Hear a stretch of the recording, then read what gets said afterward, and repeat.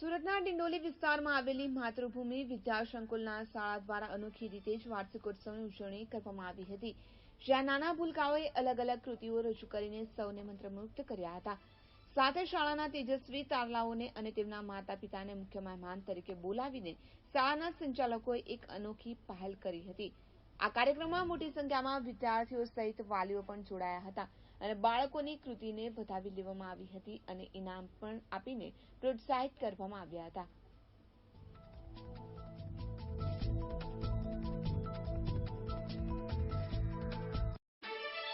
આજે મારો જે કોન્સેપ્ટ છે તો ભાઈ બાળકો આપણા માટે મેઇન છે, વાલીઓ મેઇન છે. એવા વાલીઓને અમે આગળ લાવીએ, એવા બાળકોને પ્રોત્સાહન આપીએ, કારણ કે જેથી કરીને બાળકો અને વાલીઓ દ્વારા સ્કૂલનું નામ રોશન થાય છે. અને બીજું કે જે આપણે કોઈપણ પ્રોગ્રામમાં બીજા અધર વ્યક્તિને બોલાવીએ છીએ, જેથી કરીને વાલીઓનો બાળકોનો સમય બગડે છે અને સમય જે હાજર નથી રહેતા અને વાલીઓને જે કૃતિઓ રજૂ કરવાનું અને જે આનંદ માણવાની મોજ લેવી જોઈએ એ મળતી નથી. જેથી કરીને અમે એક શાળા દ્વારા અને અમે ટ્રસ્ટીઓ દ્વારા એક નવો કોન્સેપ્ટ બહાર લાવેલા છે.